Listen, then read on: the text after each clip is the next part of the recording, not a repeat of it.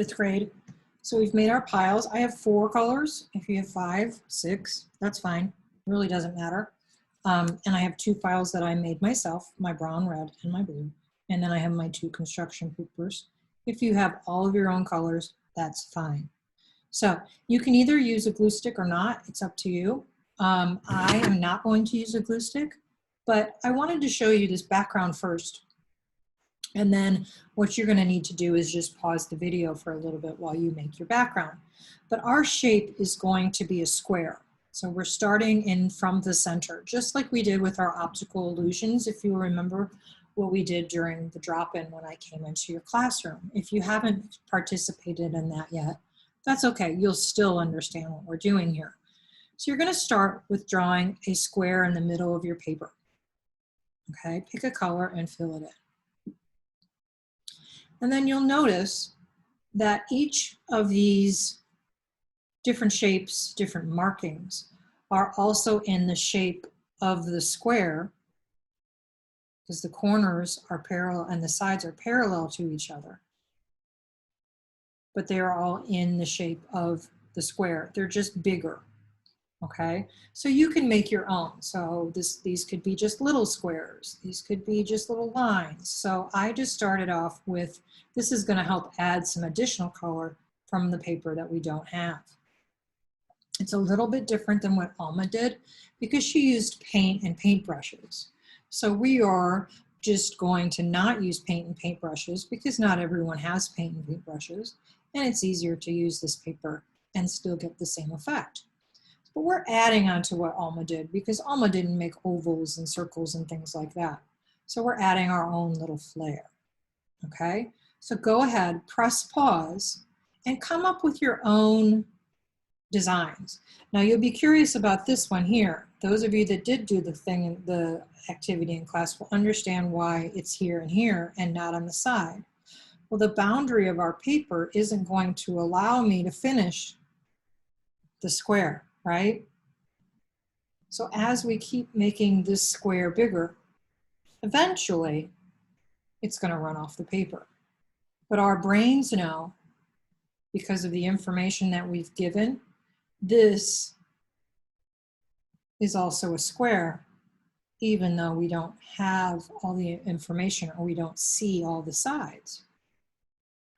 Now, I'm going to keep going. I'm going to start with the paper, but like I said, if you need to stop and pause the video, please do so. So I'm going to start in the center here, and I'm going to add just some yellow. Now, these pieces are a little too big, not too bad. I'll leave them for now. And you'll notice I am not gluing them, and that's okay.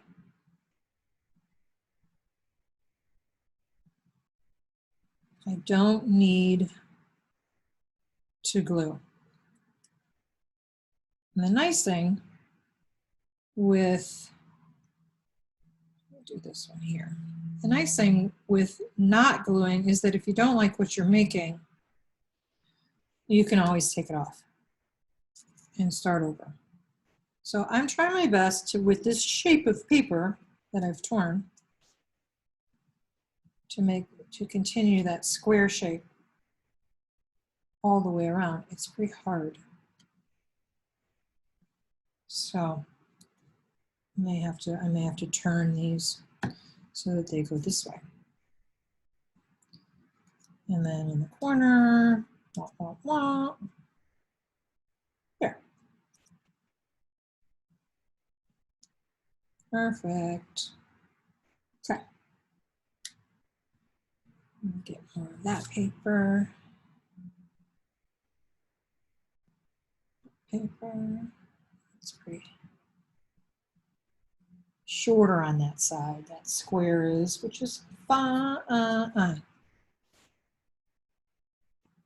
Oops. No problem. Stick that one right there, and I think I need another one right here. Perfect. I got the perfect shape. All right. Now I'm gonna go do something in here. I think I'm gonna use this blue. Okay, I'm just going to stay within the boundaries of the square. Now they can overlap or not overlap, and you can tear your pieces so they fit better. That's the nice thing about using paper, is that you can trim it. Trim. Oh, this will be a good one. Trim. Got 2 out of that one. Ha ha. Yay me. And there's another one. Okay, that one's not big enough. Oh, that worked. Yep. And, oh, got one. Got it, got it, got it. Okay, I need one more right here. So I am gonna trim. Let's see how we did. Oh, I like it so far. Okay, so now I'm gonna do a really little row right in here of this yellow. So I'm gonna do, it's gonna overlap a little bit, but they're gonna be teeny tiny little squares. And that's okay. So the blue is just gonna peek through. So this may take a little bit longer.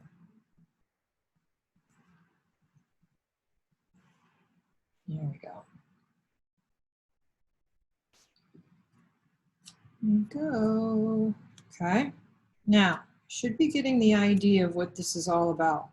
And instead of watching me do all the layers, I am going to do this row of yellow, and then I'm going to do one more. So this would go all the way around. Okay, now I can also add more color if I want to, but I have this brown red color, and I think this will be a nice way to frame what I've been doing. Okay, now yours is going to be different, and that's good. I want it to be different. It should not look like mine. Okay, it's very important that you understand that. So there's no way for your paper to look like mine in the project, especially like this. So the goal is not to make it like mine. It can be similar because we're doing a project with the similar goal in the end is to do an Alma Thomas-like design, but it should not be exact.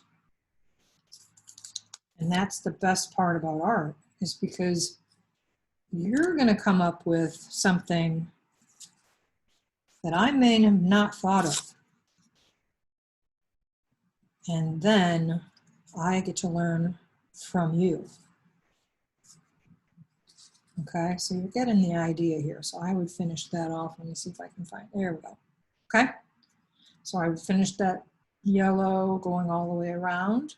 And then I would probably try and do something here, up here. And I may actually try to do a little purple in here. I could add a little purple going around this trim area, which could be kind of nice for that brown. We'll pull it all in together. Okay, so when you're done, take a great picture of your artwork. And if you don't like what you're doing, you can always start over, right? So take a picture of your artwork, and if you don't like what you're doing, guess what? You can just do that. Start all over. All right? Good job.